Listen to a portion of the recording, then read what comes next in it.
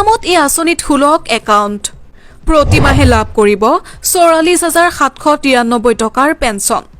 কোন আঁচনিত আবেদন কৰিলে প্ৰতিমাহে ৪৪,৭৯৩ টকা পাব আপুনি কিমান টকা কৰিব লাগিব বিনিয়োগ সবিশেষ জানিবলৈ ভিডিঅটো শ্বেয়াৰ কৰি সম্পূৰ্ণকৈ চাওক পত্নীৰ নামত এনপিএছ একাউণ্ট খুলি মোটা অংকৰ ৰিটাৰ্ণ পাব পাৰে চাকৰিজীৱীসকলে এই ক্ষেত্ৰত মাহিলী আৰু বাৰ্ষিক প্ৰিমিয়াম জমা দিয়াৰ সুবিধা লাভ কৰিব মাত্ৰ 1000 টকাৰে আৰম্ভ কৰিব পাৰে বিনিয়োগ 60 বছৰ বয়সত লাভ কৰিব মেচুৰিটিৰ টকা ধৰি লওক পত্নীৰ বৰ্তমান বয়স 30 বছৰ তেওঁৰ নামত এনপিএছ একাউণ্টত প্ৰতিমাহে 5000 টকা বিনিয়োগ কৰা হয়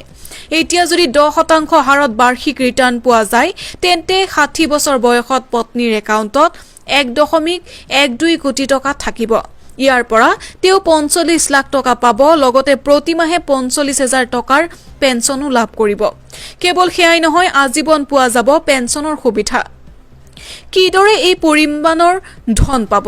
এটা উদাহৰণ দিলে বিষয়টো স্পষ্ট হ'ব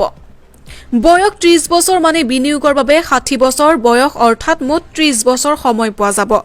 প্ৰতিমাহে জমা 5000 টকা বাৰ্ষিক 10% হাৰত ৰিটাৰ্ণ পালে 30 বছৰ পিছত মেচুৰিটিৰ পৰিমাণ হ'ব 1,11,98,471 টকা ইয়াৰ ভিতৰত 60% টকা উলিয়াব পাৰে বাকি 40% টকা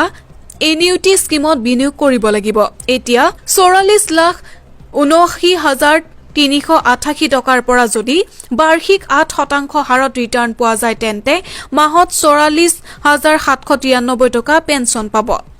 এনপিএছ কেন্দ্ৰীয় চৰকাৰৰ সামাজিক নিৰাপত্তা প্ৰকল্প